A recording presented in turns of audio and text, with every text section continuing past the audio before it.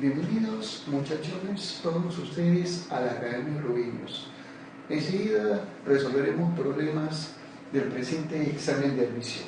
A ver, veamos. Dice, a la etapa de las enfermedades infecciosas comprendida entre el ingreso del agente patógeno al organismo y la aparición de los primeros síntomas se le denomina. Bueno, esto de acá es un problema concerniente al curso de biología. El tema es enfermedades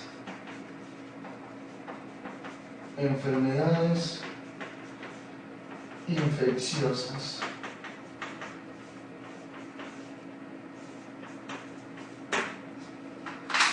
¿Está bien? Así es. Muy bien, perfecto. Bueno, las enfermedades infecciosas son aquellas producidas por agentes patógenos, que podría ser un virus, una bacteria, un hongo, un protozoario o de repente hasta un artrópodo, como un insecto, por ejemplo, ¿no? Puede ser. Bueno, entonces, este tipo de enfermedades antiguamente, o sea, te cuento, ¿no? En la antigüedad se creía que se producía por medio del agua putrefactada, ¿no? La gente pensaba que a la hora de beber agua que estaba en estado de descomposición o podrida, entonces la gente padecía esas enfermedades. Bueno, eso de ahí hasta que el gran Robert Koch pudo identificar que dichas enfermedades se producían en base a ciertos microorganismos que no podían ser vistos por el ojo humano. Claro que sí. Entonces, estas enfermedades infecciosas las podemos clasificar en diferentes tipos. Y además, estas de acá van a ingresar a un organismo. Imagínate tú, comienzas a enfermarte por un determinado virus. Entonces, vas a sufrir etapas. Primero, vas a comenzar a sentir los primeros síntomas. Luego, obviamente, vas a presentar todos los síntomas requeridos hasta que te inyectan la vacuna o de repente tu mismo sistema inmunológico lo rechaza y luego, obviamente, te vas a recuperar. ¿Está bien? Pero todo eso, lo que te he manifestado ahorita, lo vamos a representar en 3 etapas básicas. Muy bien, entonces diremos etapas de las enfermedades. Etapa de las enfermedades infecciosas. Ya, estas etapas se van a dividir en 3, como ya te dije. La primera etapa, conocida como la etapa de la incubación.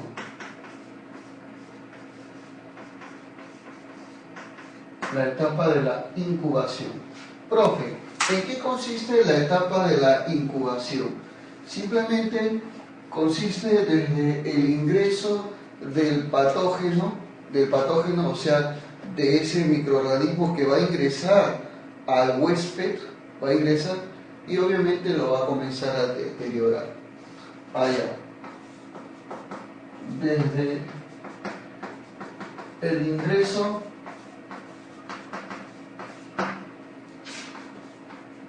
del patógeno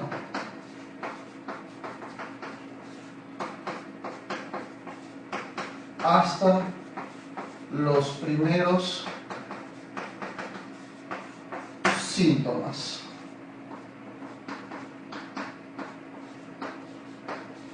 Muy bien.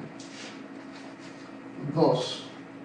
Etapa del desarrollo. O sea, ¿cómo es eso, profesor?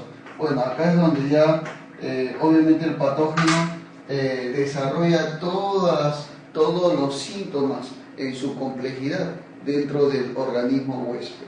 O sea, dentro obviamente de nosotros, bueno, que somos los que sufrimos esa enfermedad infecciosa. O sea, decimos, presenta todas, ¿qué cosa, profe? todos los síntomas. ¿De qué, profe? De la enfermedad.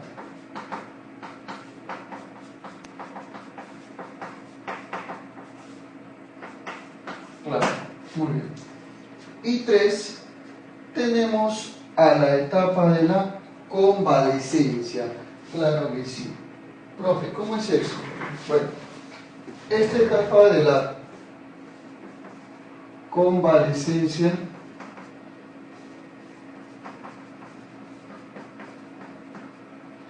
es la última etapa en la cual ya el individuo que adquirió la enfermedad se recupera pero paulatinamente, progresivamente. Bueno, algunos lo hacen muy rápido, pero otros lo hacen despacio. Eso depende del sistema inmunológico de cada una de las personas, obviamente. Ahí diremos entonces, profesor, es la etapa de la recuperación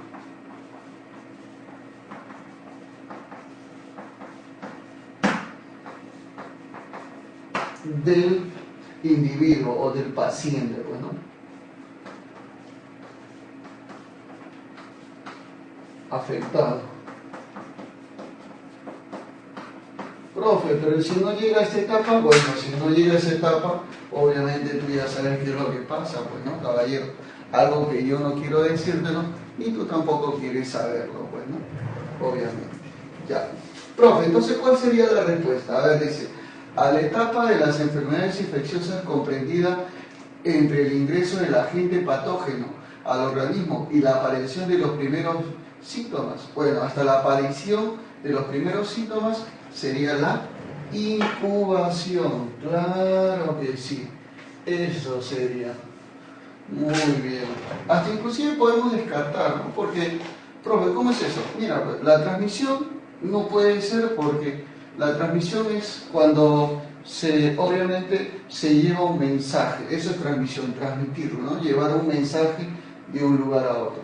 Entonces no tiene nada que ver con obviamente el ingreso de patógenos hacia un ser.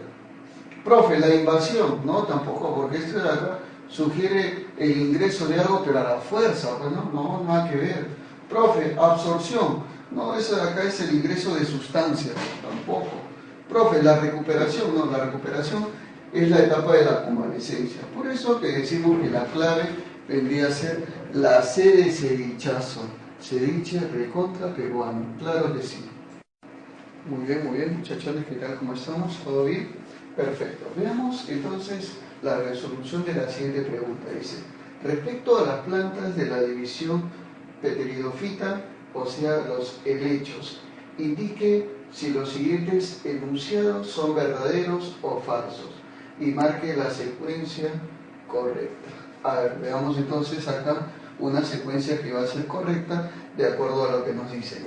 Incluye a los musgos, carece de flores, sus semillas se encuentran en soros, requieren de agua para realizar la fecundación, no poseen tejidos conductores. Muy bien, a ver. Bueno, estamos hablando del reino Plantae, en todo caso. Ah, ya, profe. Entonces, es el reino Plantae. Bueno, dentro de las plantas, nosotros vamos a ver y las vamos a clasificar en dos tipos. Tenemos las plantas conocidas como las fanerógamas y las criptógamas. Muy bien. Entre las criptógamas es la que vamos a hablar ahorita. Profe, ¿cuál es la diferencia entre las fanerógamas y las criptógamas? Las fanerógamas se llaman aquellas que tienen flores y semillas.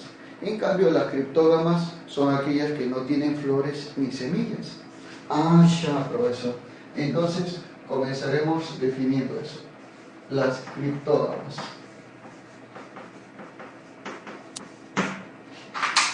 Muy bien. Pero estas criptógamas a su vez se van a clasificar en dos. ¿Cuáles, profesor? Tenemos las briófitas y pteridofitas. O sea, tenemos acá entonces las briófitas y las pteridófitas. Muy bien. Ah, ya. Muy bien, perfecto.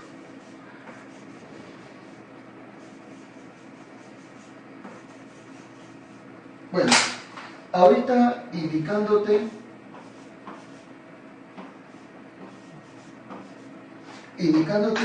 que el primer conjunto incluye a los llamados musgos.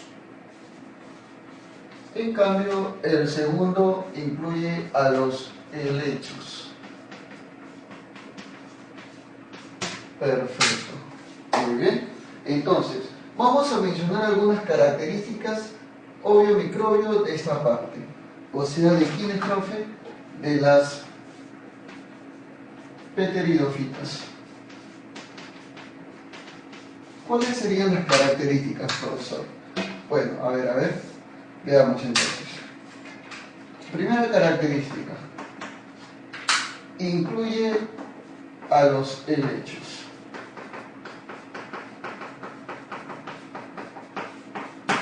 Segunda característica, y muy importante, no tienen flores ni semillas.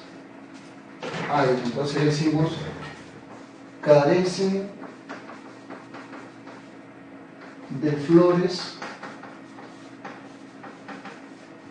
y semillas. Muy bien.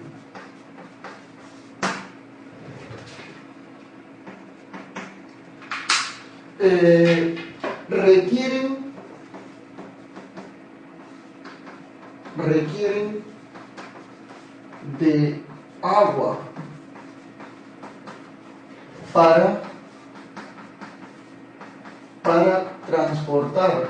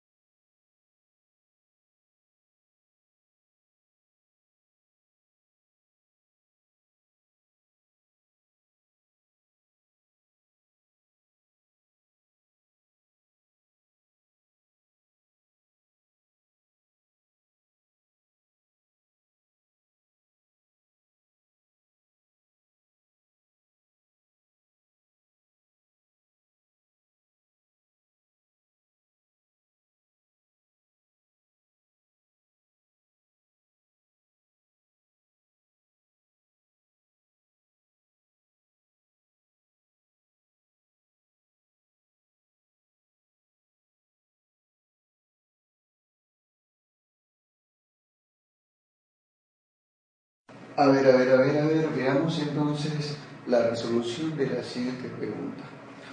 Muy bien, pregunta número 97 nos dice: las sustancias de desecho y los cadáveres son sustrato para los desintegradores, carnívoros, consumidores, herbívoros, productores.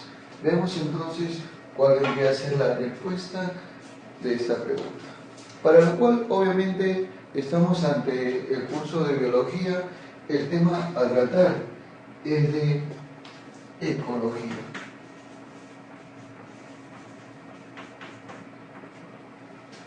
Bueno, simplemente acá nosotros vamos a hablar acerca de lo que vendría a ser la biocenosis. Profe, ¿en qué consiste la biocenosis? Enseguida te voy a tener que explicar. Bueno, déjame decirte que la biocenosis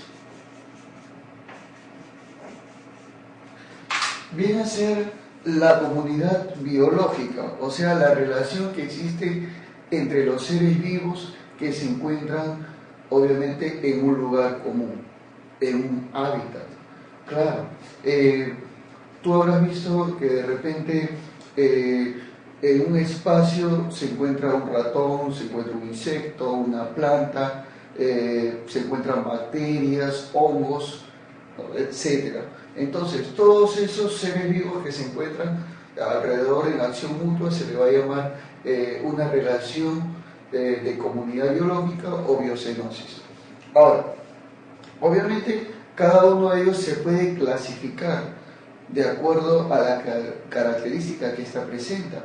Pero ¿cuál sería la característica presente? Bueno, inmediatamente te voy a tener que explicar. Todo comienza acerca de lo que vienen a ser los conocidos como productores.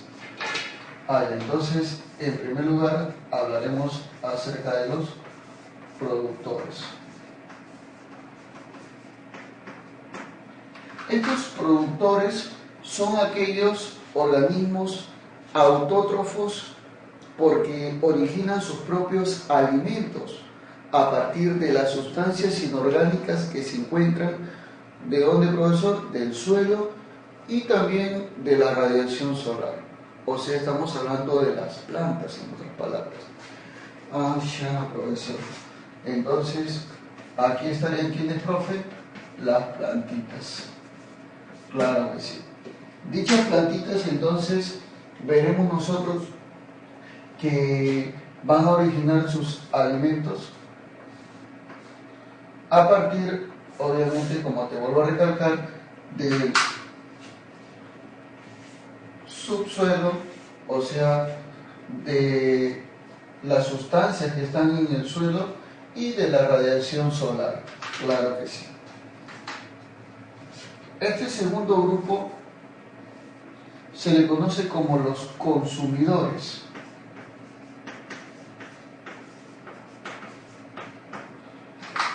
Los consumidores son aquellos que van a alimentarse de dichos productores, pero no de manera directa, sino también a veces de forma indirecta.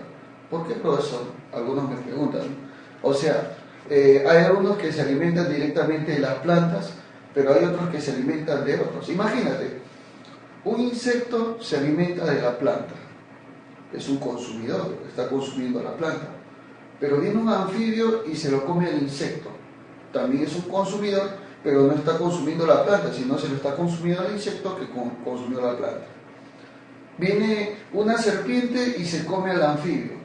Ya, la serpiente se consumió al anfibio, el anfibio que comió al insecto y el insecto que comió la planta. Te parece la canción del loco, pero bueno, así, algo así es. Y viene un halcón y se come a la serpiente. ¿Te das cuenta? Entonces, el halcón se comió a la serpiente que comió el anfibio que comió al insecto, el insecto que comió la planta. ¿Te das cuenta? Entonces, por eso ahí es donde vienen consumidores de ciertos grados, consumidor de primer grado o primario, consumidor secundario, consumidor terciario, etcétera, etcétera. Pero nosotros también lo podemos definir mucho más sencillo esto. Lo vamos a definir también porque la cadena alimenticia permite que lo definas así: herbívoros y carnívoros. E inclusive tenemos a los llamados omnívoros. Ah, ya, profe. Entonces, dentro de los consumidores, nosotros encontraremos ¿a quién, profe? Tenemos a los herbívoros, claro que sí. Profe, entonces, ¿qué son los herbívoros? Bueno, son aquellos que se alimentan de las plantas. Tenemos acá a los carnívoros. Profe, ¿y quiénes son los carnívoros? Los que se alimentan de los herbívoros, pues, ¿no? Y hasta carnívoros, hay algunos que también son depredadores, o sea que se alimentan de otros carnívoros también. También se les suele llamar así, depredadores. Y tenemos a los omnívoros. Claro que sí. Ah, ya, profesor. Entonces, tenemos esos tres tipos, por supuesto. Entonces, yo te preguntaré, los que consumen hierba se le llaman herbívoros, como la del Chavo, ¿no? Ejemplo, la alpaca, ejemplo, la llama, ejemplo, el carnero, la vaca, son, ¿qué, profe? Herbívoros. Carnívoros, profesor, el zorro, el puma, el león, son carnívoros. Profe, y los omnívoros son aquellos que cumplen las dos funciones, o sea, consumen de todo, consumen hierbas y también carne consumen. ¿Como quién, profe? Como el cerdo, el perro. Claro, el perro también no solamente come carne, también come la comida que tú le das, ¿no? Tu arrocito con pollo, también se lo comen. O sea, no pura carne. Entonces, a esos animales se les suelen llamar omnívoros, porque cumplen ambas funciones. ¿Te das cuenta? Claro que sí. Entonces, fácil y sencillamente diremos, profesor, ya nosotros conocemos entonces a los tres tipos de consumidores. Claro que sí. Y tenemos el tercer tipo de, en la cadena alimenticia de la biocenosis tenemos al tercer grupo, conocido como los descomponedores o desintegradores, como quieras decir. ¿Está bien? Entonces decimos los descomponedores.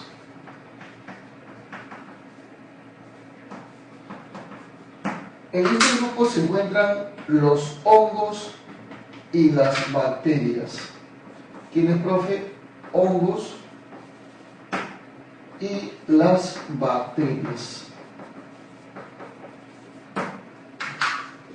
Cuando un ser vivo muere, como el caso de una planta, imagínate un árbol, cae y se muere, entonces ahí mismo es donde los hongos van a comenzar a atacar la madera y van a comenzar a desintegrarla.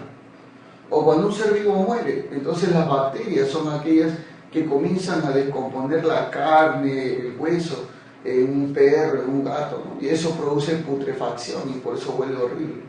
Claro, ahí es donde se liberan ciertas sustancias como la trimetilamina, cadaverina, putrescina y todas esas sustancias que derivan obviamente del amoníaco.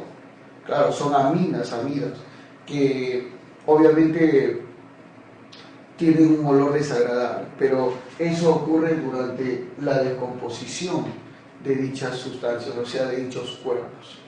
Entonces los desintegradores o los descomponedores son aquellos que tienen esa función. Muy bien, entonces ya les presenté a los tres grupos de la biocenosis, o también conocido como la cadena alimenticia, también se le denomina así. Muy bien, profesor, entonces, ¿cuál sería la respuesta en este caso? Bueno, en este caso tenemos, dice, las sustancias de desecho y los cadáveres son sustratos ¿para quiénes serían? Claro, para los desintegradores, muy bien. Esa sería la respuesta correcta. Claro que sí. Nada más que decir.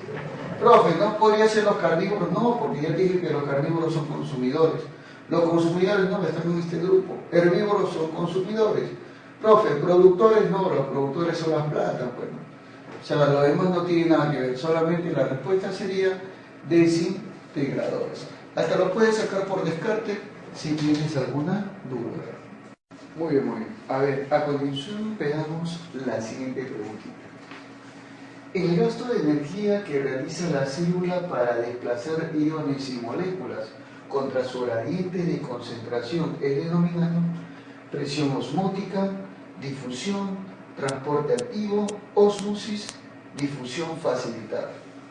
Bueno, en primer lugar, recordando qué cosa viene a ser la célula. La célula, descubierta hace mucho tiempo por el científico Robert Hooke, el cual modificó el microscopio descubierto ya por los hermanos, principalmente por Zacharias Hansen, el cual obviamente una vez de haber descubierto la célula se hicieron múltiples trabajos y estudios sofisticados hacia ella, o sea, entre ellas sus elementos y definir los tipos de células, como células con núcleo, células sin núcleo, etcétera, etcétera. Pero vayamos a lo que viene a ser el estudio de la membrana celular, porque tiene que ver con esto. Bueno, nosotros tenemos que saber que hay un cierto transporte de sustancias que van a pasar a través de la membrana celular. A ese transporte también se le conoce como el intercambio de material o intercambio de sustancias a través de la membrana celular. Muy bien, entonces el tema a tratarse del día de hoy es de, bueno, transporte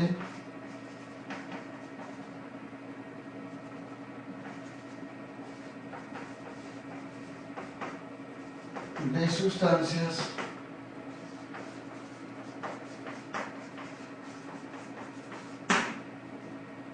en la membrana celular.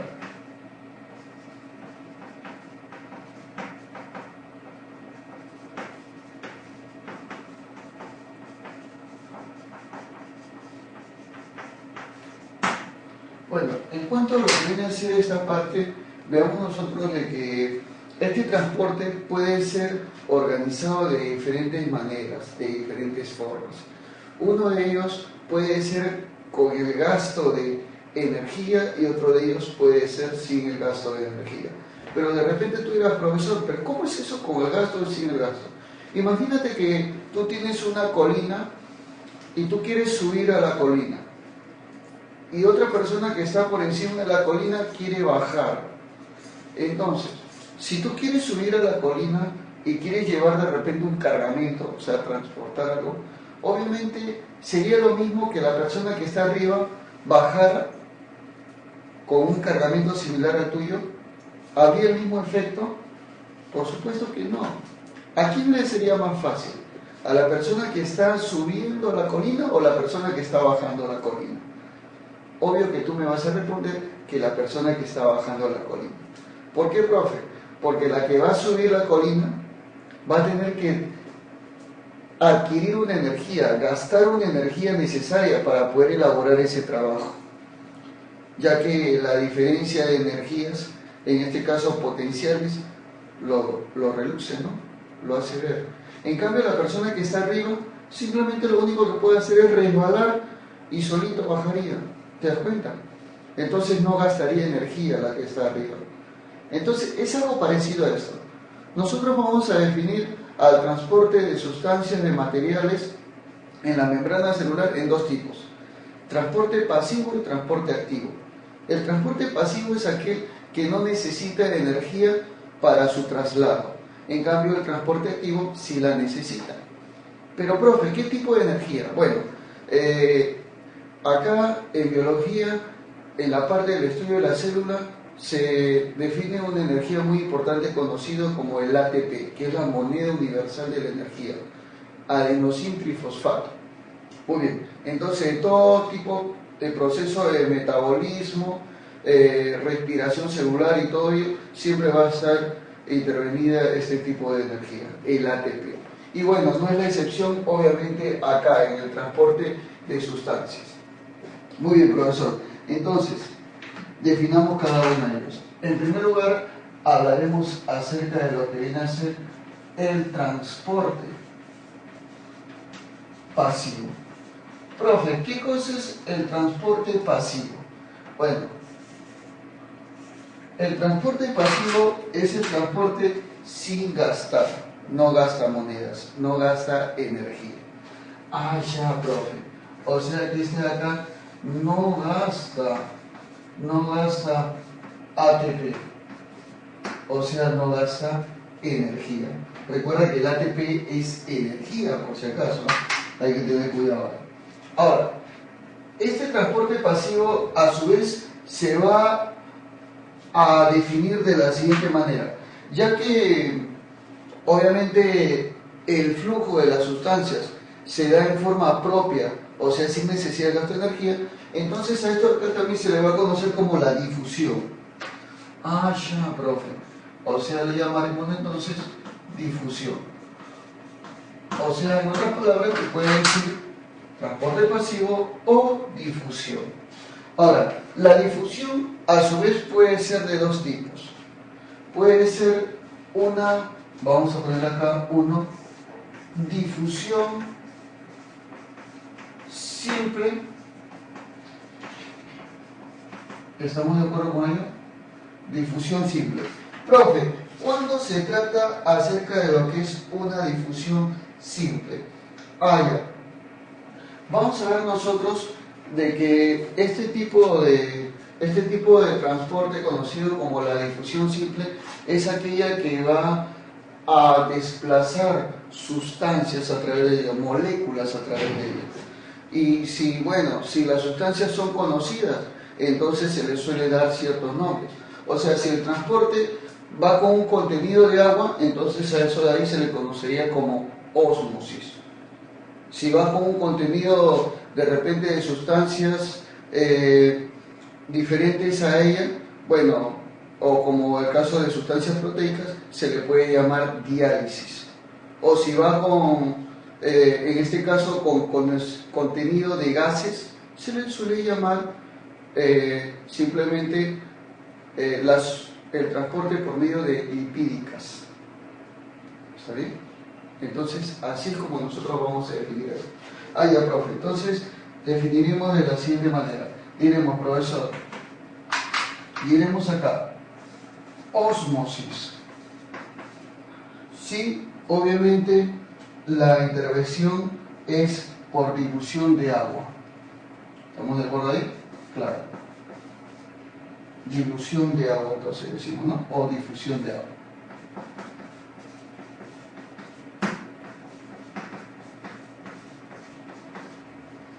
Tenemos a lo que nosotros conocemos como diálisis.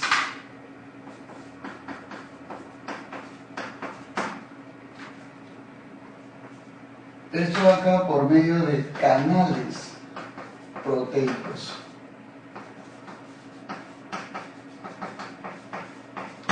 Claro que sí. Bueno, por acá tenemos entonces a la llamada lipídica. Y esto acá por medio de difusión de gases. Muy bien, así es entonces.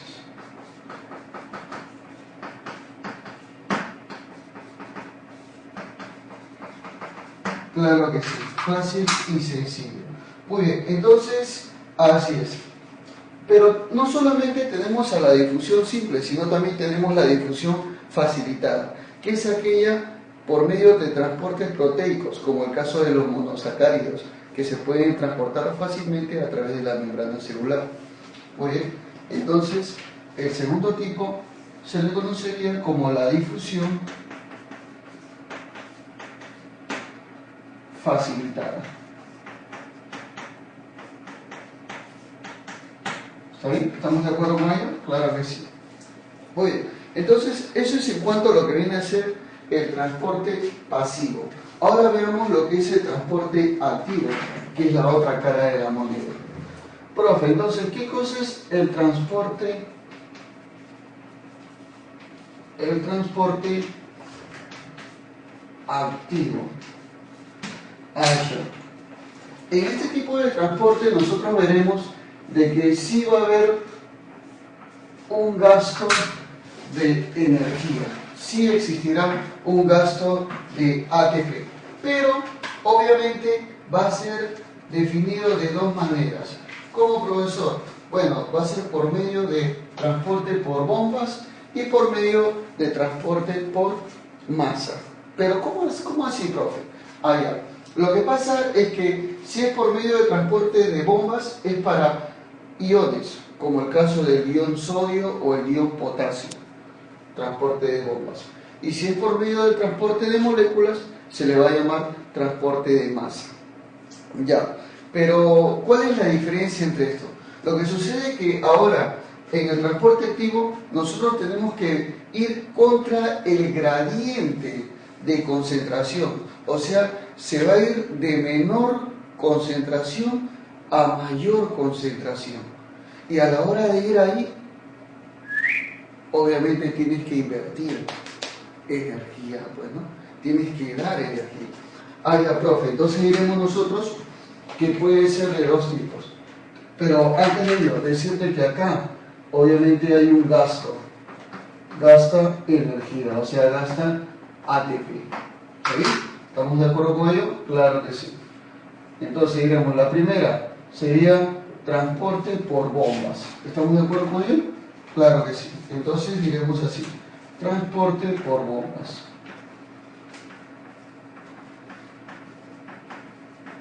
Por bombas.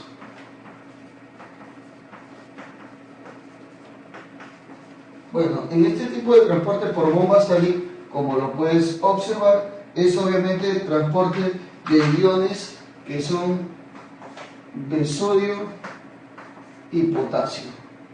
Porque estoy hablando iones de sodio y potasio. Claro que sí. Y obviamente tenemos por medio del transporte de masa. Claro que sí.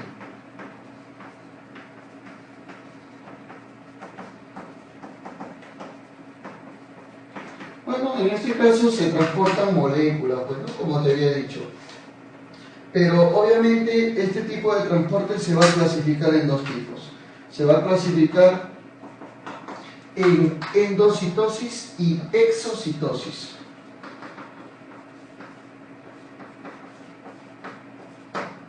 Y exocitosis. Muy bien, ya.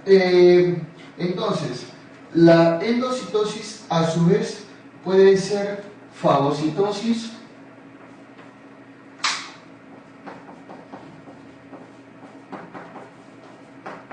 y la otra podría ser pinocitosis.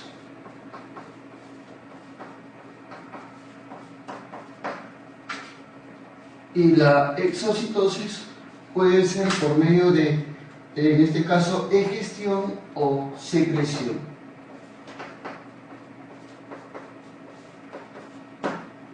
O secreción.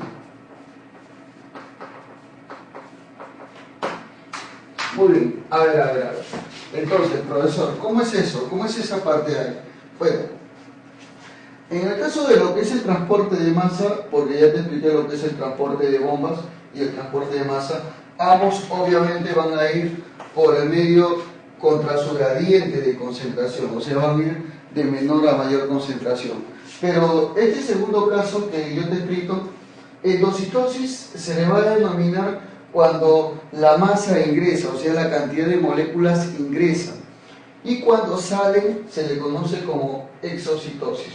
Ahora, la endocitosis, si es por medio de material sólido, es fagocitosis. Pero si es por medio de material líquido, pinocitosis.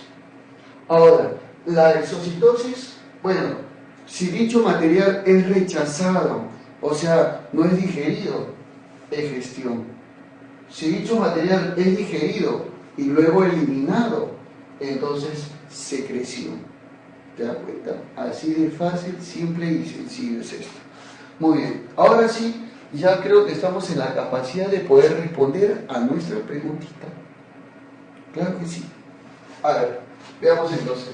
Profesor nos dice, el gasto de energía que realiza la célula para desplazar iones y moléculas contra su gradiente de concentración se denomina. Ah, ya. Si es gasto de energía, obviamente, profesor, ¿podrá ser el transporte pasivo? No, porque este no gasta energía, no gasta ATP. Tendría que ser el transporte activo, ya sea por bombas o ya sea por masa. Profe, ¿podrá ser la presión osmótica? No, no pasa nada, varón, porque es la presión necesaria, obviamente, para la difusión de agua. Profe, la difusión no, porque es el transporte pasivo, pues no pasa nada. Profe, el transporte activo, hace rato lo dijimos. Esto, caballeros, es la RPTA, la C de cevichón, cevichazo. Profe, ósmosis, no, porque es la dilución de agua. Difusión facilitada, tampoco, caballero, porque es la difusión, obviamente, de proteínas como los monosacáridos. No tiene nada que ver con esto. Bueno, acá te hice un resumen, entonces, espero que te haya sido de mucha utilidad y espero que comprendas bastante. Cualquier cosa, cualquier concepto adicional, ya sabes que en el canal tenemos bastante teoría acerca de esto. Muy bien, muchachos, cuídense mucho y sigan hacia adelante. Claro que sí. Muy bien, muy bien, muy bien. Veamos entonces la siguiente pregunta a continuación, la cual nos dice: con respecto al significado funcional de cada uno de los 4 tipos de tejido, responda verdadero o falso para cada proposición. Bueno, vamos a responder eso, pero antes de ello, un previo concepto acerca de lo que nosotros queremos. Muy bien. En primer lugar, el tema del cual estamos hablando es acerca de los tejidos. Profe, ¿qué cosa es un tejido? Bueno, un tejido, de acuerdo al nivel de organización, obviamente, de un ser vivo, se define como el conjunto de células que tienen una función en común. Eso viene a ser un tejido. Bueno, entonces el tema del cual estaremos hablando ahorita es de histología. Propiamente dicho, histología animal. Bueno, no va para ti, sino simplemente porque así es ese nombrecito, bueno, un poquito extraño. Histología animal. Bueno, así es. Entonces, como yo ya te definí, ¿no? Te dije acerca de eso, la histología simplemente viene a ser el estudio de los tejidos, que son conjuntos de células que cumplen la misma función. De acuerdo al concepto de Ramón y Cajal, se puede saber que existen 4 tipos de tejidos fundamentales. ¿Cuáles son, profesor? El tejido epitelial, o epitelio como quieras decirlo, el tejido conectivo o conjuntivo, el tejido muscular y el tejido nervioso. Son los 4 tipos de tejidos principales. Y los otros tejidos que tú conocerás simplemente son tipos o son clasificaciones del tejido conjuntivo. Pero esos 4 son los más importantes. Muy bien, entonces vamos a definir cada uno de ellos, vamos a dar un previo concepto de cada uno de ellos. En primer lugar, entonces, profesor, hablaremos acerca de lo que viene a ser el tejido epitelial, o también llamado epitelio. Bueno, el tejido epitelial nosotros lo vamos a clasificar a su vez en 2 tipos. Tenemos epitelios de revestimiento y epitelios glandulares, o también conocido como glándulas. Profe. Entonces diremos, este de acá se va a clasificar en 2 tipos. Pero antes de clasificarlo, bueno, vamos a decir que dicho epitelio tiene diferentes simplemente funciones, como son características de ser avasculares. ¿Cómo es eso de avasculares, profesor? Que no tienen vasos, o sea, no puede fluir sangre por ellos ya que no tienen venas, por eso son avasculares. Poquísima sustancia intersticial o intercelular, como quiera decirlo.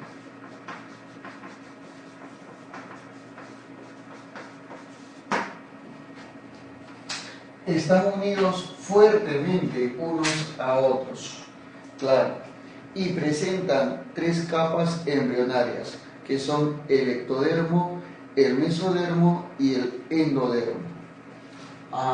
Profesor. Entonces, estas se van a alimentar por una membrana conocida como la membrana basal, que se va a encontrar debajo, obviamente, del epitelio. Muy bien, profesor. Entonces, así es. Como te había recalcado, ¿no? Este epitelio se va a clasificar en 2 tipos. Epitelio de revestimiento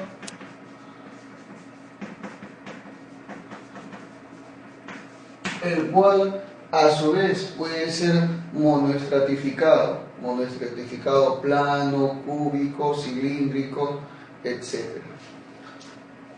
Y tenemos también el epitelio poliestratificado plano, cúbico, tenemos también queratinizado, sin queratina, etc.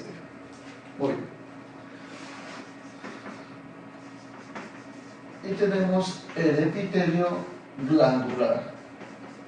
Bueno, el epitelio glandular también se le conoce como glándulas, las cuales pueden ser endocrinas o exocrinas. Las glándulas endocrinas son aquellas que producen sustancias al interior del ser vivo, o sea, del ser humano en este caso, como el caso de las que producen hormonas, claro, como el páncreas, como ¿quién? Como el timo, como las células que se encuentran en los testículos o en el útero de la mujer, etc. Claro. Entonces, esas son glándulas endocrinas las que producen. Y también tenemos glándulas exocrinas. ¿Cómo cuáles, profe? Las que están en la saliva, las glándulas salivales, las que están en el sudor, las glándulas sudoríparas, las que están en la leche materna, en la mama, ¿no? Las glándulas mamarias, etc. Son glándulas exocrinas en ese caso. Bueno, eso es en cuanto a lo que viene a ser el tejido epitelial. Tenemos el segundo tipo de tejido que también es muy conocido y muy importante, conocido como el tejido conectivo o tejido conjuntivo, como quieres decir. Es lo mismo. El tejido conectivo es un tejido que, a diferencia del tejido epitelial, este tejido es vascular. Tiene abundante sustancia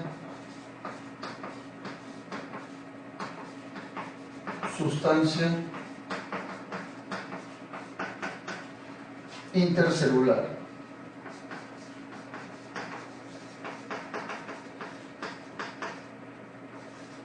Bueno, así es, abundante sustancia intercelular.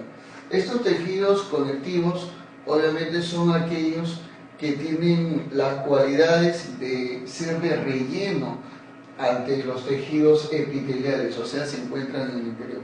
Bueno, estos de acá son aquellos que forman, como el caso del hígado, como el caso de los huesos, los cartílagos, etcétera, etcétera. Ahí se encuentran presentes entonces los tejidos conectivos. Claro que sí, profesor. Entonces, esto de acá. Podemos decir que deriva de una capa embrionaria conocida como el mesodermo.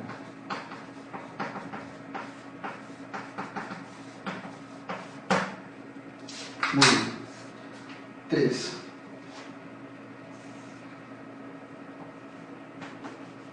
Tejido muscular.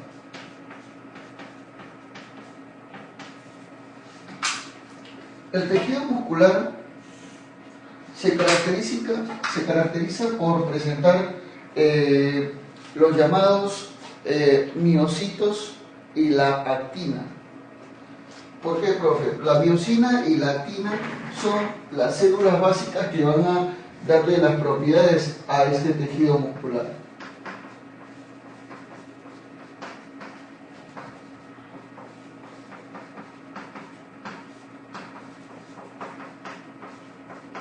Ah, ya, profesor. Ya, pero ¿eso qué tiene que ver con esto, profesor? Claro, lo que sucede es que debido a ello, este tipo de tejido va a permitir la contracción, obviamente, del mismo. ¿Cómo es eso? De que pueda, en todo caso, aumentar su grosor y disminuir su longitud. Eso puede hacer la contracción. Claro, entonces, debido a ello puede originar movimientos, como el caso del movimiento de los esqueletos, ¿no? Tú puedes correr, caminar, bailar, etcétera, etcétera. ¿Gracias a qué? Gracias al tejido muscular. Además, no solamente eso, imagínate, el peristaltismo que ocurre en el tubo digestivo es gracias también al tejido muscular, ya que es un movimiento involuntario, pero se da gracias a esto. El bombeo del corazón que también es un movimiento involuntario, también es gracias al tejido muscular. Entonces no lo olvidemos, está presente siempre en eso, ¿no? Entonces decimos, produce contracciones. Produce contracciones. Muy bien. Y la 4 sería el tejido nervioso. El tejido nervioso, bueno, simplemente es aquel tejido más inteligente de todos. ¿Por qué, profesor? Porque vamos a ver que este tiene la cualidad de transmitir, de recibir y de presentar informaciones de un lugar a otro en el cuerpo. Imagínate, tú agarras y de casualidad tocas una plancha caliente. ¿Qué va a pasar? Bueno, inmediatamente las células que tienen tejido nervioso van a comenzar a transportar hasta tu cerebro y van a darle la información de que estás tocando algo caliente. ¿Y qué va a pasar? Inmediatamente vas a sacar esto. ¿Te das cuenta? O sea, el tejido nervioso le va a dar la información y va a hacer que el músculo trabaje y le va a ordenar al músculo, inmediatamente tú te sales de ahí y lo sacas. Profe, ¿y cuánto duró todo ese trabajo? Bueno, déjame decirte que menos de un segundo. Tocas ¿te das cuenta? Pero mira todo ese trabajo que transmite en el caso de lo que es el impulso nervioso. ¿Te das cuenta? Así de simple. Claro, profe, pero si yo estoy medio borrachín, no, en ese caso ya es diferente. ¿Por qué? Porque todo ese sistema se atrofia y a veces cuando un borrachín se golpea, se hinca con un clavo, con una aguja, a veces ni siente, ¿no? ¿Por qué? Porque obviamente el tejido nervioso se ve atrofiado en esa parte. Bueno, lo que podemos decir acerca del tejido nervioso es que presenta células muy importantes, que son las llamadas neuronas. Presentan neuronas, que son las células más importantes que reciben y transmiten. Reciben y transmiten señales.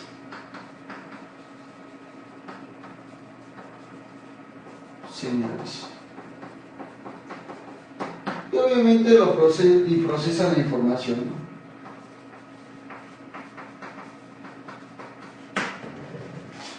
La información.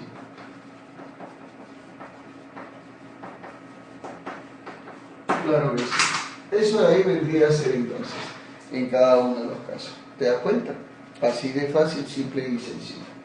Muy bien. A ver, entonces, profesor, vamos a responder cada una de las proposiciones de acuerdo a lo que nos dicen. Ya, respondamos entonces, dice. El tejido epitelial brinda una capa protectora a las cavidades del cuerpo. Claro, por supuesto. Es un tejido de revestimiento y puede brindar protección. ¿Como cuál, profesor? Bueno, tenemos diferentes tipos de epitelio. Tenemos el epitelio de revestimiento poliestratificado plano queratinizado. ¿Lo escuchaste eso? Epitelio de revestimiento poliestratificado plano queratinizado. La piel. La piel. Es un epitelio que protege a los órganos. Por ejemplo, nosotros tenemos la piel protege a todos los órganos que están en el interior. ¿Te das cuenta? Claro que sí. Entonces, por eso decimos, es verdadero. Claro que sí. Los tejidos musculares mueven el esqueleto y las paredes de los órganos internos. Claro, por supuesto. Eso es lo que te había dicho hace rato. Gracias a los tejidos musculares se puede mover el esqueleto, ¿no? Una bailadita y ya está. O también las paredes de los órganos internos, como ya te había recalcado, ¿no? Acerca del estómago, que se puede mover, o el tubo digestivo, o el corazón, o la vejiga, ¿no? Cuando se almacena la orina, entonces comienza obviamente a moverse. Muy bien, verdadero. Los cartílagos y las células caliciformes son ejemplos de tejido conectivo. Bueno, los cartílagos sí. Profe, ¿qué son los cartílagos? Los que van unidos a los huesos, pues. Eso se llaman cartílagos. Sí, son obviamente tejidos conectivos. Pero las células caliciformes no, caballero. Estas células caliciformes simplemente son tipos de epitelios monoestratificados cilíndricos que se encuentran obviamente en forma de revestimiento. Profe, no entiendo, es el moco, pues. Nada más que decirte, el moco, pues. Se encuentra presente ahí. Ah, ya, profe. Entonces sería falsa, porque obviamente las células caliciformes no son. Las células caliciformes son del tejido epitelial, del epitelio, pues, de revestimiento. Ah, ya. Ahora sí, profe, ¿el tejido nervioso recibe y transmite señales y procesa la información? Por supuesto, a través de la neurona. Ah, ya. Verdadero, entonces. Muy bien, profesor, entonces sería verdadero, verdadero, falsa y verdadero. O sea, la clave, ¿cuál sería, profe? Bueno, la B de burrito. Esa sería la respuesta correcta a nuestro problemita. Claro que sí. A ver, sigamos practicando entonces en todo momento. Muy bien, veamos la siguiente preguntita entonces a continuación. Nos dice, en un pleito de paternidad, un hombre desea utilizar el grupo sanguíneo como prueba para saber que el niño podría ser su hijo. ¿Cuál es la única combinación que negaría esta posibilidad? Bueno, entonces tenemos acá nosotros lo que vendría a ser la combinación de madre, padre, hijo, en cada uno de los casos.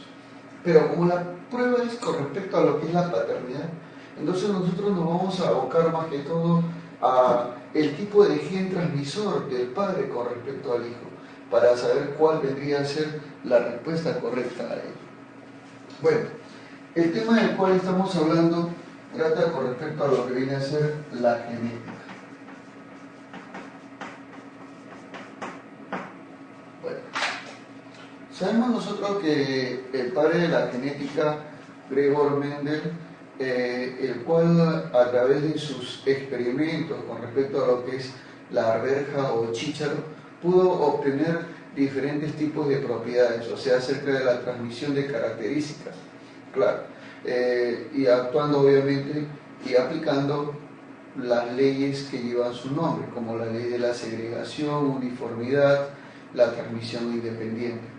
Pero a través de ello también se ha notado más adelante de que existen algunas dominancias que no son previamente dichas como completas. Hay dominancias que son incompletas y hay otras que son llamadas codominancias. ¿Cómo es eso, profesor? Que cuando nosotros encontramos un alelo dominante y otro que también es dominante, entonces uno de ellos se puede volver recesivo o de repente ninguno de los dos se vuelve recesivo. A ver, ¿cómo es eso, profesor? Bueno, vayamos entonces a hablar acerca del sistema ABO, que es la genética postmendeliana, que es un sistema bastante peculiar. Para poder explicar lo que es esto, la genética postmendeliana. Muy bien, profe, entonces, en el sistema ABO, o sea, sistema de grupo sanguíneo, en otras palabras, nosotros vamos a ver que tenemos lo que se denominaría la herencia sanguínea, y con ello poder saber y determinar el tipo de sangre que puede llevar nuestro hijo cuando lo tengamos de repente, ¿no? O si ya lo tienen, felicidades. A ver. Entonces, tenemos nosotros tipos de sangre, diferentes tipos de sangre, como por ejemplo, ¿cuál, profe? Ya tenemos el tipo A, el tipo B, el tipo AB y el tipo 0, o tipo O, como quieran decirlo. Ya, entonces diremos, profesor, el tipo A. Muy bien. Profe, ¿y cuándo será denominado el tipo A? Bueno, cuando genotípicamente este de acá presente la siguiente forma. IA, o puede ser IA, I, donde El IA es un alelo dominante, en este caso cuando hablamos de homocigote, o IA dominante y el I minúscula recesivo, en un caso de un heterocigote, homocigote, heterocigote, pero ambos del tipo A. Tenemos al tipo B. También en este caso hay dos formas expresativas, el tipo IB, o también puede ser IB y minúscula. Claro que sí. En este caso vemos nosotros de que tenemos acá un homocigote y un heterocigote, ambos correspondientes al tipo B. Muy bien. A ver, tenemos el tipo AB. La sangre del tipo AB. ¿Cómo es eso, profesor? Ahí, en este caso, solamente existiría la codominancia entre A y B. Ninguno de los dos es recesivo, sino que los dos son dominantes. Por eso que a este caso se le conoce como el caso de codominancia. O sea que hay dos dominantes. Bien. Y tenemos al tipo, en todo caso, 0, o tipo O, como quieres decir. Este es aquel que es homocigote y totalmente o completamente recesivo. Ah, ya, profesor. Entonces, el tipo homocigote recesivo es el que presenta a este de acá. Muy bien.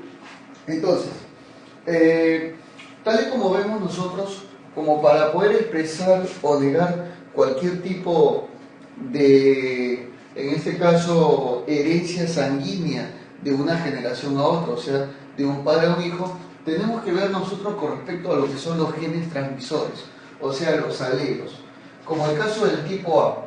El tipo A es un tipo heterocigote, entonces tiene genes de tal manera que podrá crear cualquier otro tipo. ¿Cómo es eso, profe? Claro, mira, date cuenta que este acá, tiene la posibilidad de poder ser padre de quién? De un hijo del tipo B, porque también hay un gen transmisor, o sea, un gen coincidente. Profe, ¿podrá ser padre de un tipo AB? También, porque mira, coincide. ¿Te das cuenta? Profe, ¿y de un tipo 0 también podrá ser? También, porque mira, acá hay un I recesivo y acá hay un I. O sea que como hay genes coincidentes, entonces el padre que sea del tipo A podrá ser padre de cualquier hijo, ya sea tipo A, tipo B, tipo AB o tipo 0. ¿Te das cuenta? O sea, de cualquiera de esos. Profe, entonces el tipo B, que podría tener esta forma que es homocigote o heterocigote. Vayamos a lo que es heterocigote. Este podrá ser padre de un tipo A, por supuesto, porque mira, hay genes coincidentes, el I es coincidente. Profe, ¿podrá ser padre de un tipo AB? Por supuesto, porque mira, hay un gen coincidente, entonces podrá ser padre. Profe, ¿y este acá podrá ser padre de ese tipo 0? También, mira, hay un gen coincidente. Ah, ya, profesor. O sea, en otras palabras, el padre que sea del tipo B también podrá ser padre de todos. Es padre de todos. Ahí, entonces decimos, una pequeña observación. Porque estoy hablando. Observación. Los padres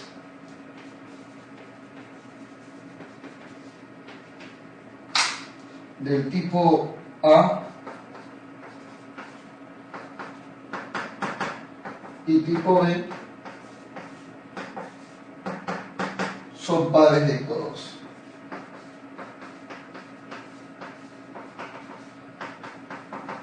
O sea, pueden ser padres de cualquier tipo. ¿Te das cuenta? Claro. Ahora sí. Pero ahora veamos a lo que viene a ser el padre tipo AB. ¿El padre tipo AB podrá ser padre de un tipo A? Por supuesto, porque mira, hay un gen coincidente. ¿Podrá ser padre de un tipo B? También, mira, hay un gen coincidente. ¿Te das cuenta? Profe, ¿el tipo AB podrá ser padre de un tipo O? No, mira, ¿por qué? Porque no hay ningún gen que coincida. Ah, ya, entonces diremos, primera conclusión,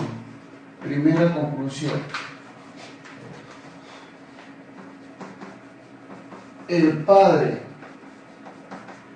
tipo AB no podrá tener un hijo tipo 0 o tipo O, como quieres decir, porque no transmite ni un gen. ¿Te das cuenta? Muy bien. Ahora veamos la última posibilidad. Si el padre fuese del tipo 0, ¿podrá tener un hijo del tipo A? Claro, porque mira, hay un gen transmisor en el tipo A. Profe, ¿el padre del tipo 0 podrá ser padre de un tipo B? También, mira, porque hay un gen transmisor. Profe, ¿el padre del tipo 0 podrá ser padre de un tipo AB? No, mira, ¿por qué? Porque difieren sus genes, o sea, no hay ningún gen transmisor. O sea, ninguno de los dos coincide con ninguno de los dos. Ah, ya. Entonces, segunda observación. El padre tipo 0 no podrá tener un hijo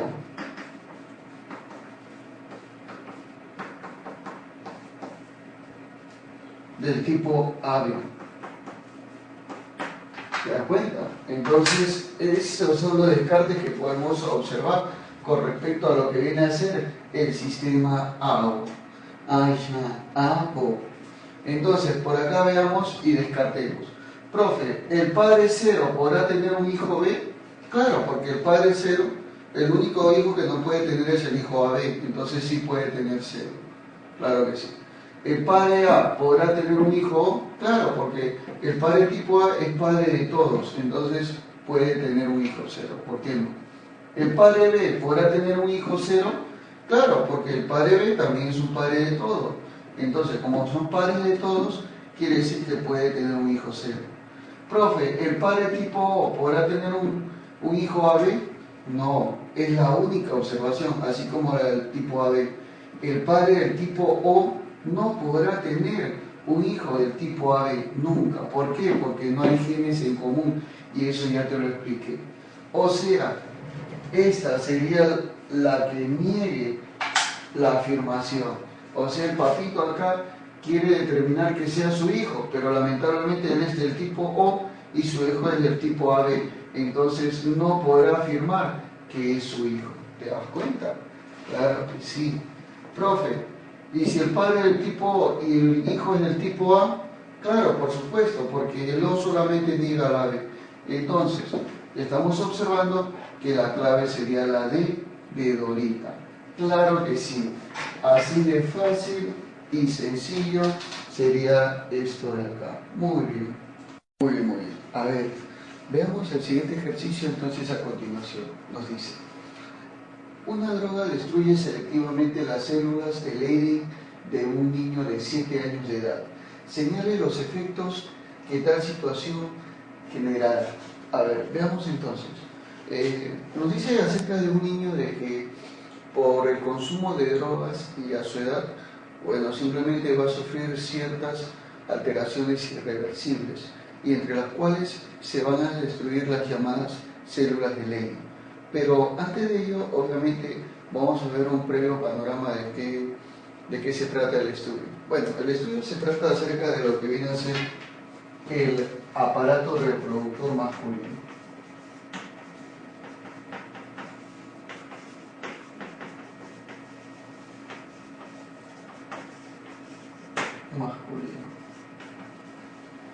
Bueno, con respecto a lo que viene a ser esta de acá, nosotros veremos que el aparato reproductor masculino está formado por 4 partes que son muy importantes. Entre ellos tenemos a los testículos, las vías espermáticas, el pene y las glándulas anexas.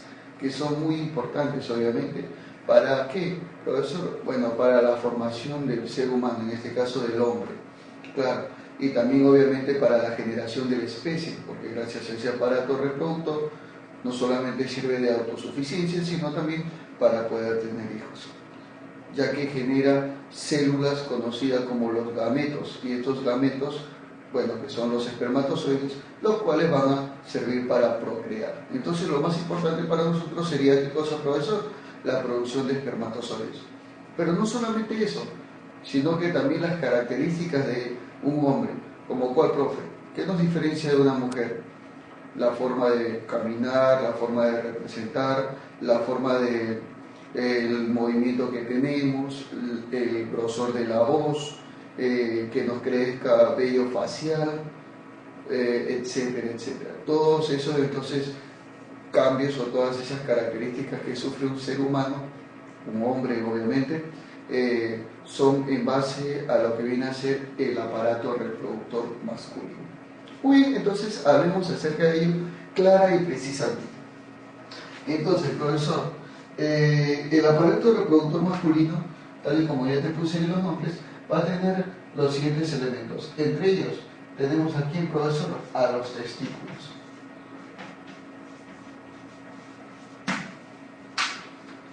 Bueno, profe, en cuanto a lo que vienen a ser los testículos, vamos a ver que es simplemente vienen a ser dos partes muy importantes porque son dos testículos, donde el izquierdo se encuentra más abajo y el derecho se encuentra más arriba. Y nosotros vamos a ver que van a presentar las siguientes características o las siguientes partes. O sea, ¿de qué está formado de repente los testículos? Bueno, veremos nosotros que en su configuración interna, porque es la más importante para nosotros,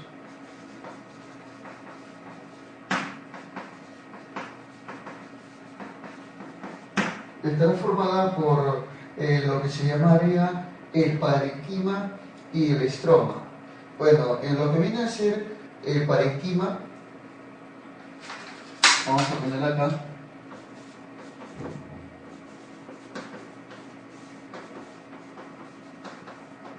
nosotros encontraremos lo que se llamaría los túbulos seminíferos.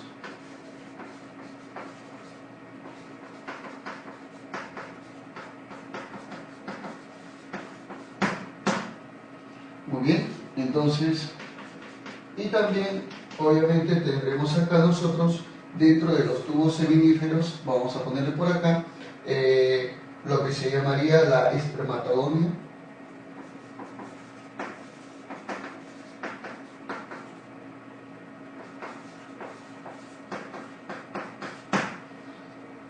Y también las células de Sertoli.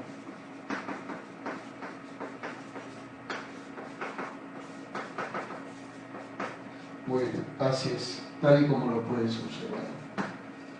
Muy bien, perfecto. Y también tenemos lo que se llamaría el intersticio.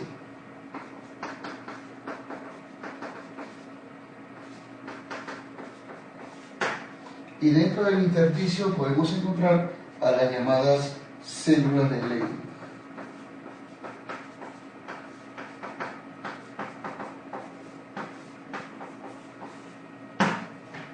Muy bien, así es. Claro, profesor. Bueno, esa parte que es muy importante para nosotros, ¿no? Bueno, otras partes que también son importantes, tenemos las vías espermáticas, por supuesto, ya te había mencionado.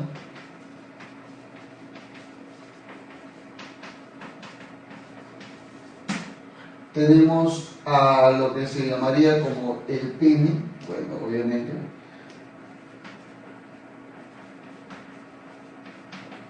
Y tenemos lo que se conocería, bueno, vamos a poner el pene un poquito más arriba, porque quiero escribirte algo más abajo. Bueno, aquí estaría entonces el pene. Y bueno, las glándulas anexas, en las cuales obviamente se van a encontrar ¿quiénes, profesor? Bueno, acá podemos encontrar a la llamada próstata, claro que sí.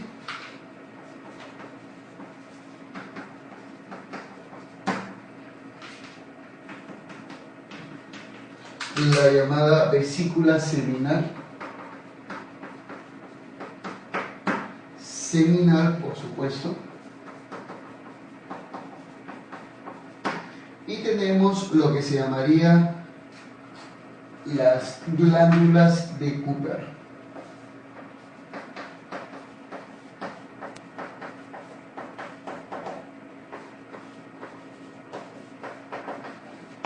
Claro que sí. Entonces, así es tal y como estamos observando acá en cada uno de los casos.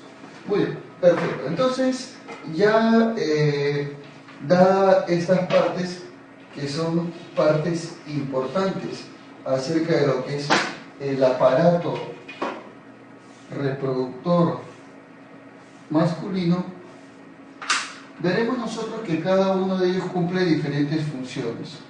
¿Cómo es eso, profe? Mira, a continuación te lo voy a decir, porque es mi deber decírtelo, pues, ¿no? Claro que sí. A ver, los testículos, dentro de su configuración interna, lo que es el parenquima, encontramos a los túbulos seminíferos, en el cual vamos a encontrar lo que es la espermatogonia. Profe, ¿qué cosa es la espermatogonia? Bueno, es la célula principal, la célula primitiva, que en el futuro se convertirá en el espermatozoide. Claro que sí. O sea, primero es una bolita y luego le sacará su colita y se moverá, tal y como tú ya sabes o te lo han explicado. Las células de Sertoli son aquellas que se van a encontrar, obviamente, dentro de esos túbulos seminíferos y van a tener la función de nutrir al espermatozoide. O sea, una vez que salga el espermatozoide, obviamente, y se encuentre en los testículos, va a tener que ser nutrido. Entonces, esa nutrición, obviamente, es gracias a las células de Sertoli. Ah, ya. Muy bien, entonces, eso es lo que estamos observando. Profesor, con respecto a lo que es el intersticio, en el cual se van a encontrar las llamadas células intersticiales, o también conocidas como las células de Leydig. Profe, ¿para qué sirven las células de Leydig? Bueno, las células de Leydig son aquellas, ojo, y no lo olvides, son aquellas productoras de las llamadas testosteronas, por si acaso. ¿Estamos de acuerdo con ello? Las células de Leydig producen eso. Y tú dirás, profesor, ¿y qué viene a ser? O sea, ¿y para qué sirve la testosterona? Bueno, un hombre necesita la testosterona, porque gracias a la testosterona uno adquiere los caracteres secundarios, los caracteres sexuales secundarios de un hombre, como lo que te había mencionado hace rato, la voz gruesa, la barba, los bigotes, etcétera, etcétera, la forma, obviamente, de poder representarse, o sea, mejor dicho, que uno es macho debido a las testosteronas, bueno, y las células de Leydig obviamente van a producir eso, van a provocar eso. Aparte de que esta célula interviene en la espermatogénesis, o sea, ¿qué quiere decir, profe? En la formación, en el desarrollo del espermatozoide. Claro, entonces por eso es que es muy importante.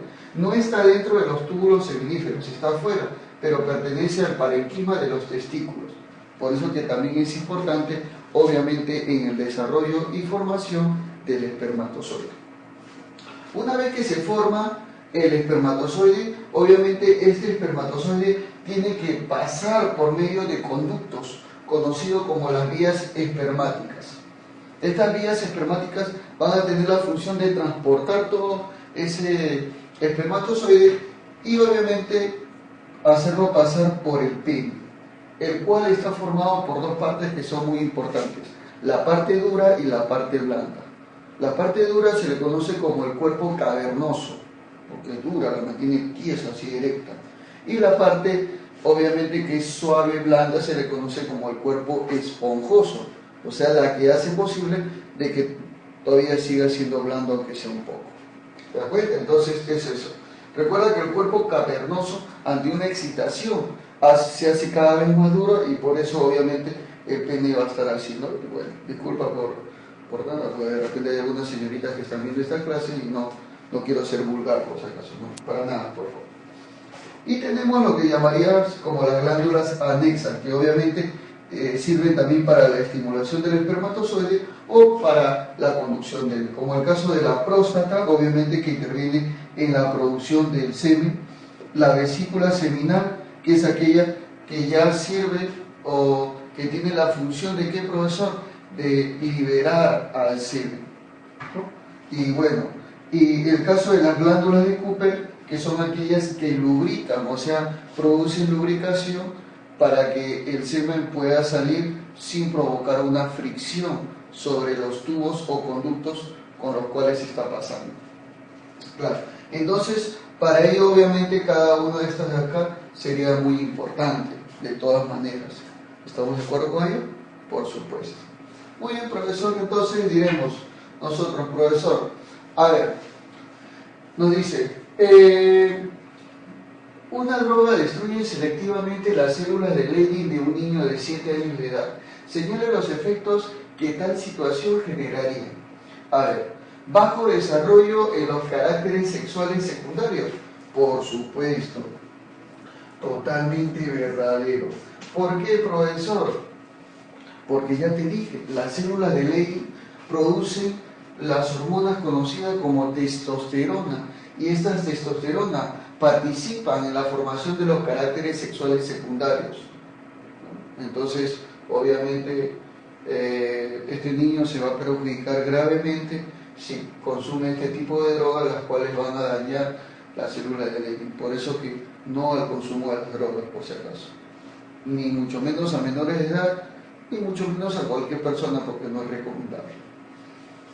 Falta de nutrición para los espermatozoides. Esta de acá, aunque me duela decir, es recontra falsa como todas. ¿Por qué, profesor? Porque la nutrición de los espermatozoides se da en función a las células de Sertoli que se encuentran en los túbulos seminíferos. O sea, no tiene nada que ver con esto. ¿Estamos de acuerdo con ello? Claro que sí, no tiene nada que ver. Acá, profesor, participa entonces las células de Sertoli. Muy bien, vamos a tiltar por acá porque por ahí me van a tachar. Digo, el descenso en la producción del semen. Esto de acá es recontra falsaza. ¿Por qué, profesor? Porque la producción de semen está dado en función a las glándulas anexas y no tiene nada que ver, profesor, con lo que viene a ser las células de Leydig. Nada que ver, profesor. Alteración en el desarrollo del espermatozoide. Eso sí es verdadero. ¿Por qué, profesor? Porque obviamente, ya te dije, las células de Leydig participan no solamente en la producción de la hormona testosterona, sino también en lo que es la espermatogénesis, ¿no? O sea, en otras palabras, participa en el desarrollo del espermatozoide, en la formación del espermatozoide. Ah, ya.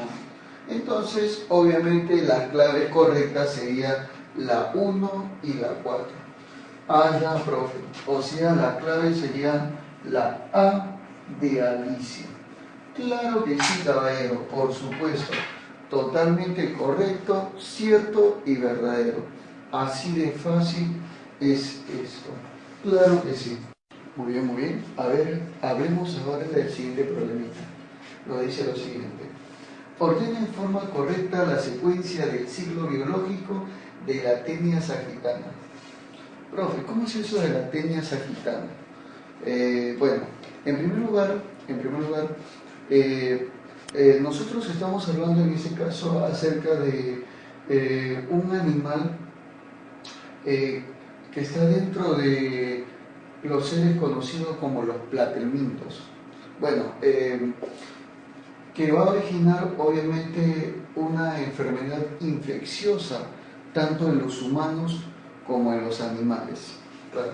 Entonces el tema a tratar es de enfermedades infecciosas.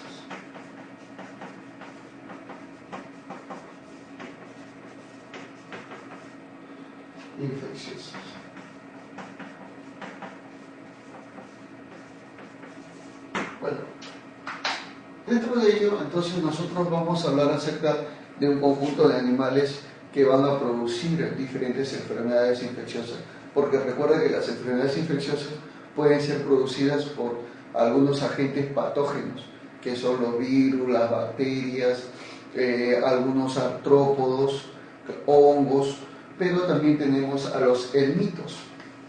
Muy bien. Entonces, hablando acerca de lo que vienen a ser los helmintos, estos se van a clasificar en dos tipos, profesor. ¿Cuáles vendrían a ser? Vendrían a ser los platehelmintos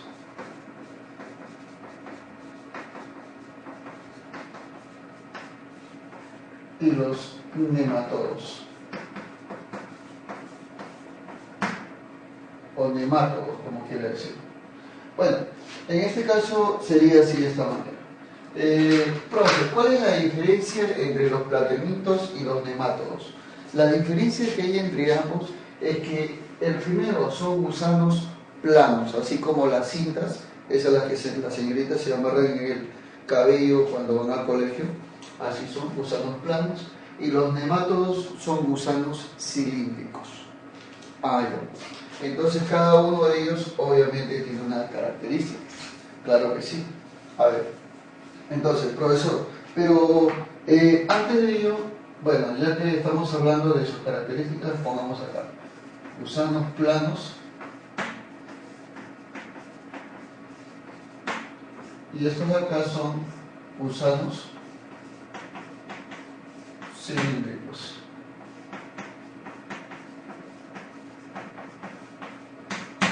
Pongamos algunos ejemplos de ellos. ¿Cómo cuáles, profesor? Entre los platehelmintos tenemos acá la Taenia sagittana, o también llamada tenia simplemente.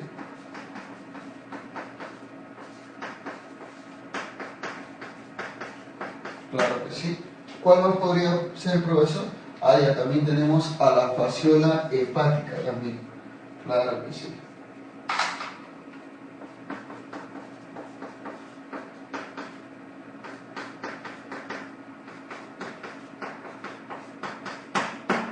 Fasciola hepática.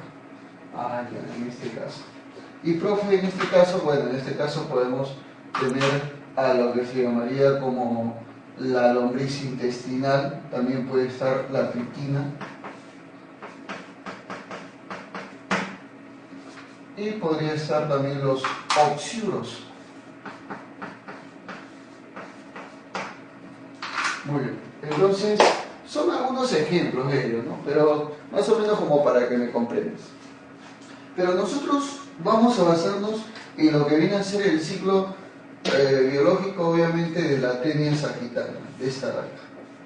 O sea, ¿en qué consiste el ciclo biológico de la Taenia sagittana? ¿O para qué sirve? Bueno, como ya sabemos, esa Taenia sagittana es un parásito netamente. Ahora, ¿pero qué es lo que ocurre con esto? ¿Cómo es que esta Taenia invade a un organismo huésped? Ya. Bueno, todo ocurre desde que el ser humano consume carne mal cocida. O sea, imagínate esos churrascos que a ti te gusta comer, a mí también me gustaba comer, por si acaso, por eso no sé si lo tendré. Bueno, un churrasco así, pero que no esté bien cocido, te gusta la carne así rojita. Pero bueno, será muy rico, pero hay pequeños problemas. ¿Cuáles, profesor? Que dentro de la carne pueden haber algunas larvas o huevecillos conocidos como los cisticercos, que son larvas de la Taenia sagittana. Estas larvas, una vez que tú lo consumes, se van a depositar en el intestino delgado, de tal manera que van a comenzar a desarrollarse y van a comenzar a crecer y extenderse hasta llegar a su madurez. A esas de ahí se les llaman, o sea, una vez que los cisticercos se transforman, o sea, comienzan a crecer, a desarrollarse en el intestino delgado, debido a que obviamente en el intestino delgado está toda la nutrición, o sea, todos nuestros nutrientes, entonces se van a alimentar de ello y van a comenzar a crecer. ¿Sabes hasta cuánto puede llegar a crecer? Hasta 20 metros de largo, caballero, dentro de tu intestino delgado. ¿Te das cuenta? Sorprendente, ¿no? Claro que sí. Ese tamaño es lo que puede crecer esa lombriz plana dentro de tu estómago. ¿Por qué, profesor? Simplemente por haber consumido carne cruda. Muy bien, una vez que hace eso, bueno, inmediatamente lo que tiene que hacer, y como todo adulto, tiene que procrearse. Pero como este de acá es un organismo, o sea, este es un ser hermafrodita, quiere decir que él mismo puede autorreproducirse. O sea, no como otros seres que necesitan de una hembra para poder reproducirse, no macho y hembra, no, esa de acá solita nada más produce huevecillos de sí mismo porque, como te vuelvo a recalcar, es un organismo que se autorreproduce, claro, asexual, por supuesto. Entonces, así es. Y luego que produce esos huevecillos, a los cuales, ¿cómo se les llama? Cisticercos, muy bien. Esos cisticercos son eliminados porque van a ir hacia el intestino grueso, que es el colon, y luego van a ser desembocados por medio de los heces. Esos heces van a ir, imagínate, a las plantas o a algún sitio en el cual los animales van a volver a consumirlo.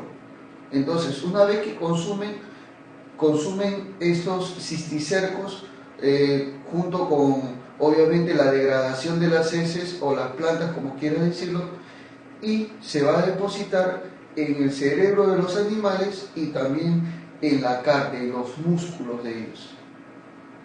Luego estos animales van a servir de alimentación para los seres humanos y estos seres humanos van a consumir la carne, van a tener la tenia en su intestino grueso, van a seguir mostrando cisticercos y así. Y así es como se cumple el ciclo biológico de la tenia sagittal.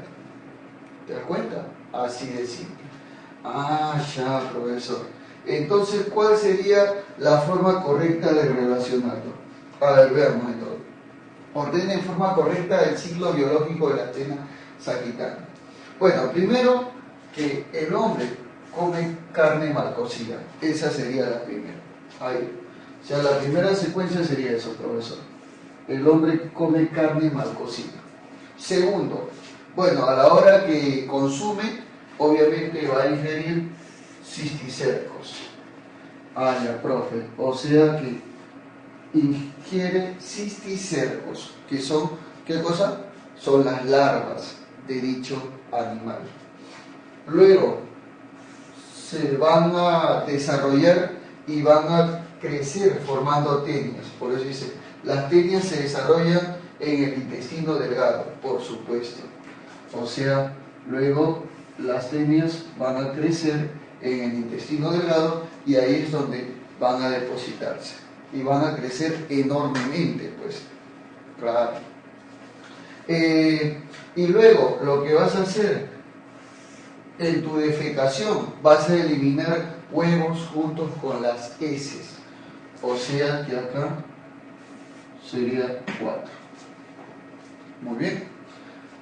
Y por supuesto, por último, el vacuno come los huevos junto con la hierba. O sea, luego que has defecado, obviamente, junto con la hierba va a estar ese tipo de larva, ese tipo, obviamente, de huevo, que son los cisticercos. Claro que sí. Por eso que es muy importante. Entonces, el ser humano se convierte en un huésped de por vida, en un huésped eterno. ¿Por qué? Porque ese animal se va a alojar, va a vivir de tu comida, va a consumir tu comida y obviamente no va a aportar los nutrientes necesarios para tu desarrollo. Es por eso. En cambio, el ganado vacuno es un huésped pasajero porque él solamente transporta los huevos, más no la tenia. La tenia no se desarrolla en dicho ganado vacuno. Esa es la diferencia que hay entre ambos. ¿Ya? ¿Estamos de acuerdo? Entonces, mucho cuidado con estar consumiendo carne mal cocida. Por favor, primero hay que cocinarla muy bien. Muy bien. A ver, veamos el siguiente problemita. Dice, si parte de la secuencia del ARN mensajero que será utilizado para sintetizar una proteína es AUG, CCG, ACG, GAA, ¿cuál debe ser la secuencia del molde de ADN que le dio origen? Bueno, aquí estamos nosotros hablando acerca de lo que se conocería como el dogma central de la biología. En todo caso, estaremos hablando acerca de la forma de cómo transmite, obviamente, la identidad hereditaria del ADN. Porque recuerda que el ADN viene a ser simplemente aquella molécula que es capaz de transmitir los caracteres hereditarios de una generación a otra. Eso vendría a ser. Muy bien, entonces en el ADN se encuentra todo. ¿Se encuentra qué cosa, profe? La transcripción, la traducción y la duplicación o replicación, como quieras decirlo. Entonces todo está presente ahí. Muy bien, entonces el tema del cual estamos hablando es de la expresión genética.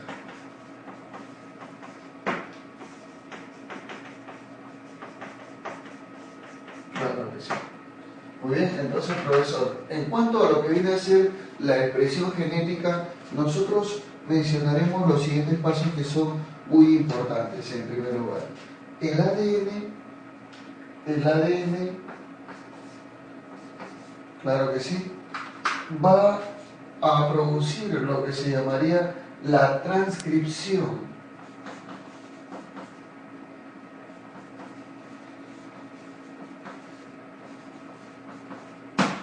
El cual obviamente se va a dirigir hacia el ARN mensajero, el cual obviamente va a deducir la traducción que posteriormente esta de acá se transformará en una proteína. Muy bien. Entonces, así de sencillo es lo que estamos observando acá. Este es el dogma central, entonces, que estamos viendo inmediatamente. Muy bien, profesor, entonces, así es como se va a traducir, así es como se va a transcribir del ADN al ARN mensajero y el ARN mensajero hacia la proteína es lo que se va a traducir. Ahorita lo que a nosotros nos están dando es la traducción. Por eso nos dicen, si parte de la secuencia del ARN mensajero que será utilizado para sintetizar la proteína, bueno, obviamente es esto de acá. Y esto obviamente se da a cabo de ello. Pero obvio que todo este código que tú estás observando ha sido generado por medio de qué cosa, profe, de una transcripción. Por eso nos dice cuál es la secuencia del molde de ADN.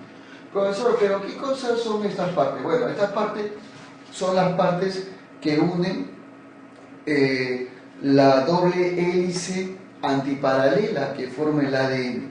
¿Cuáles son? La adenina, la guanina, la tiamina y la citosina. Claro que sí. Muy bien. Entonces, eso vendría a ser. Profesor, entonces, cada uno de ellos, cada una de esas partes van a ser las que van a traducir a todo ello. Y bueno, obviamente es de donde se ha transcrito. Muy bien. Entonces nosotros lo que vamos a hacer es preparar ello. Pero para lo cual tenemos que tomar en cuenta las siguientes características, profesor. ¿Cuál es eso? En la transcripción del ADN y en la traducción del ARN. Bueno, entonces tienes que tener en cuenta lo siguiente, a ver, caballero, tienes que tener en cuenta algo que es muy importante. La dirección de la síntesis, vamos a poner por acá, dirección de síntesis.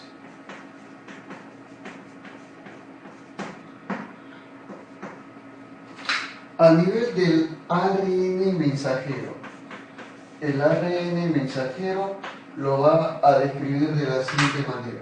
Será de 5 a 3. Claro, exactamente. El cual obviamente traducirá cada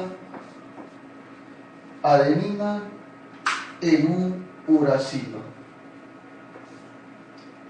y cada guanina en una citosina. Claro que sí. Muy bien. En cambio, a nivel obviamente del ADN, que es el transcriptor, el que transcribe esta parte, sería obviamente lo contrario, ¿no? de 3 a 5. Claro que sí. Y este obviamente para su complemento, estamos observando nosotros que va a traducir la adenina por tiamina y la guanina en la citosina. Claro que sí. Así es entonces. Esta sería entonces la información que se va a dar y este es el molde que se está brindando. Ahora, profesor, vamos a aprovechar más o menos como para poder transcribir esa parte, ¿ya? A ver. Tenemos entonces la información que nos han brindado de esta parte. Y lo voy a colocar acá abajo, ¿ya? Para que tú puedas ver clara y sencillamente. Diremos entonces, profesor, la información obviamente que yo obtengo acá a partir del ARN mensajero, porque este acá a partir del ARN mensajero, lo dice que es adenina, vamos a ponerlo por acá, ¿qué más, profe? Haya uracilo, guanina, citosina,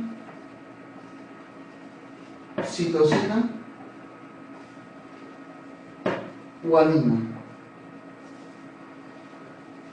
adenina, citosina y guanina. Guanina, adenina y adenina.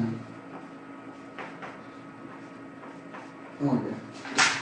Muy bien, profe, perfecto. Y obviamente esta información del ADN, este mensaje del ADN hacia las proteínas es de 5 a 3. Profe, entonces esto sería de 5 a 3. Entonces, obviamente, el ADN, que es el que transcribió esa parte, el transcriptor, lo haría, obviamente, como su complemento. O sea, profe, ¿cómo? De 3 a 5. Ah, ya, así de simple. Y además, caballero, déjame decirte que cada una de estas partes que tú estás observando, y que es muy importante que tú lo sepas, por eso te estoy brindando esta información que es muy importante, por si acaso. Cada una de estas partes obviamente ha provenido de un molde, y ese molde obviamente fue el indicador que ha provenido del ADN. Claro que sí. Profe, pero ya me confundí, por ahí me dicen algo. No te confundas, caballero, solamente lo único que vamos a hacer es cambiar nada más. Cambiamos adenina por tiamina y bueno, en el ARN la adenina por el uracilo. Y lo demás guanina por citosina nada más. Es lo único que tienes que saber. No te compliques la vida, señor, por favor. A ver, o sea, profesor, quiere decir que la primera como se transformó en adenina era porque, ¿qué era, profesor? Era tiamina. Acá el ARN lo dedujo como uracilo porque era adenina. Profe, acá ¿qué cosa era? Acá era, ¿qué cosa? Guanina, pero la guanina por citosina. O sea que acá tenemos citosina. Profe, acá citosina, entonces acá es guanina. Recuerda, citosina con guanina, C con G, y A con U y A con T. ¿Te das cuenta? Entonces, profesor, el C con el G sería, claro que sí, G con C, por supuesto. Ya lo contrario, pues un complemento. Profe, ¿A con quién sería? Con T. Profe, pero A no puede ser con U, no, porque el ADN no lee al uracilo, el que lee al uracilo es el ARN. Por eso que como acá no acepta, el A tiene que ser obviamente transcrito por el T. Ah, ya. Profe, el C con el G, porque para ambos es así, C con G. Profe, acá G con C. Profe, acá G con C. El siguiente A con T. Y el último, profe, ¿quién sería? Claro que sí, sería A con T. ¿Por qué? Porque en el ADN eso es lo que se transcribe, la tiamina por adenina, claro que sí. Entonces, este sería entonces el código en la transcripción, el molde transcriptor, para luego, obviamente, el ARN producir un mensaje para la sintetización de las proteínas. ¿En dónde, profe? A nivel del ribosoma, obviamente. Ah, ya, profe, ya comprendí entonces. La clave cuál sería entonces, a ver, sería entonces, a ver, míralo claramente, a ver, no te vayas a confundir. Claro que sí, creo que ya la vimos, ¿no? ¿La viste o no la viste? Habla, dime tú. Claro que sí. La clave vendría a ser la E de enanito. Claro que sí. Claro, sería tiamina, adenina, citosina, guanina, guaninas, citosina. Tenemos tiamina, guanina, citosina, citosina, tiamina, tiamina. O sea, y bueno, 5. O sea, esta vendría a ser la transcripción. Claro que sí. Así de fácil y recontra sencillo fue esto de acá. Así que no te confundas. Sigue practicando lo que vendría a ser obviamente la expresión genética para el dogma de la biología, que está recontra facilísimo. Solamente guíate nomás de estos cambios que estás observando. Es muy útil. Recuerda que el ARN lo único que cambia es adenina por uracilo y el ADN no, cambia adenina por tiamina. Eso tienes que darte cuenta. Y lo otro, bueno, G con C, GC, es lo otro. Muy bien, muchas gracias muchachos, sigan adelante y sigan repasando.